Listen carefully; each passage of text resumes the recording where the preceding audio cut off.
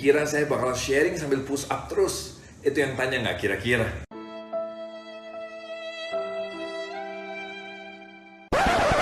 By the way, saya pakai baju Garuda sebab kita lagi berdoa buat Indonesia ya, supaya bangsa kita mengalami pemulihan dari semua wabah yang melanda. Bahkan bagi dunia, bukan cuma bangsa kita. Ayo kita doa sama-sama. Kita masih bahas Galatia 1 ayat 1-9 tentang gospel, di mana Paulus sangat khawatir jemaat di Galatia keluar dari gospel yang sudah Yesus ajarkan. Karena menurut Paulus, kalau gospel ditambah-tambah atau dikurang-kurang, maka itu kan gospel. Di ayat 7 dibilang gini, yang sebenarnya bukan Injil. Injil lain yang sebenarnya bukan Injil sama sekali. Nah, kita harus hati-hati juga. Apa itu gospel? Ayat 4 menjelaskan, Kristus yang telah menyerahkan dirinya karena dosa kita, untuk melepaskan kita dari dunia yang jahat sekarang ini. Itu gospel.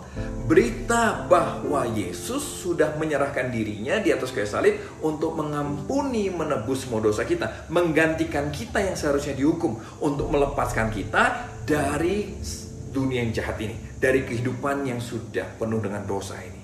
Kita nggak bisa menolong diri sendiri, karena niat baik kita pun seringkali nggak tulus. Kita nggak betul-betul cari Tuhan, kita egois. Karena itu kita perlu ditolong Tuhan. Itu gospel. Gospel bicara only by Jesus. Hanya oleh Yesus saja. Hanya oleh iman saja. Dan hanya oleh kasih karunia saja yang Tuhan berikan.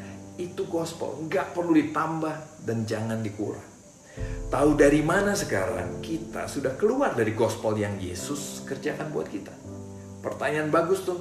Yuk uji hati kita, uji pikiran kita, uji. Lihat gini, apakah kita sudah yakin dengan keselamatan kita? Kalau belum, mungkin ini jawaban buat kita. Seringkali kita merasa kita diselamatkan kalau kita percaya Yesus dan kita berbuat baik. Nah, karena kita merasa kita belum cukup baik, makanya kita nggak pernah yakin kita diselamatkan. Kita selalu merasa tertuduh, kita nggak berani ketemu Tuhan. Kita nggak yakin kita sudah diampuni. Loh, emang kita nggak perlu berbuat baik? Bukan, jangan gitu. Gini, pisahin antara gospel dan akibat gospel, antara Injil dan akibat dan buah yang dihasilkan oleh Injil dalam hidup kita.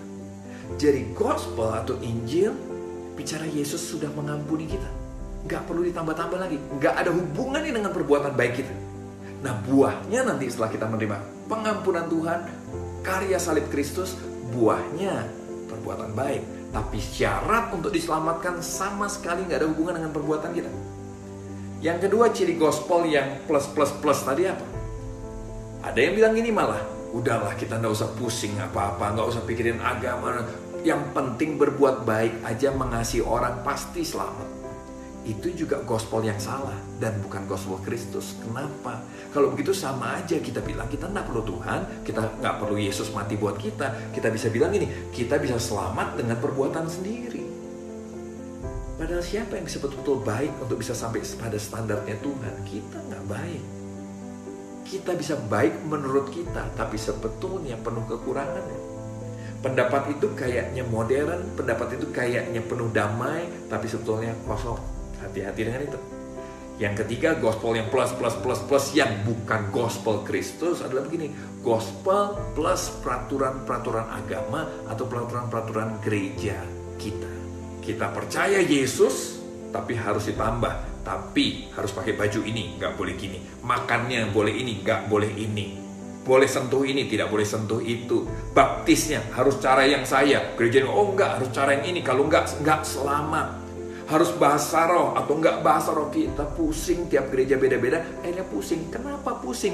Karena kita sudah keluar dari gospelnya Kristus. Kita udah tambah sendiri. Dan tambah-tambah itu yang bikin pusing. Dan Paulus bilang, itu bukan Injil. Injil hanya gini, Yesus sudah mati buat kita, menebus dosa kita, dan kita yang percaya pada Dia diampuni. Sudah. Nah, pertanyaan berikutnya kan begini. Kalau gitu tahu dari mana yang saya percaya sudah gospel Kristus atau bukan? Gimana cara menguji ajaran-ajaran yang kita dengar itu sesuai dengan gospel Kristus atau bukan? Gimana cara kita menguji apa yang kita yakini, yang kita rasa, yang kita dapat selama ini udah gospel Kristus atau bukan?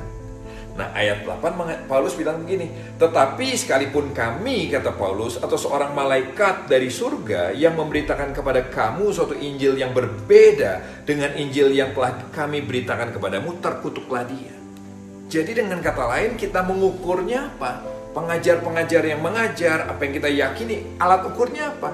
Apa yang sudah diajarkan pada kita, Injil yang sudah diteruskan dari Yesus lewat murid-muridnya sampai pada kita dalam bentuk Alkitab.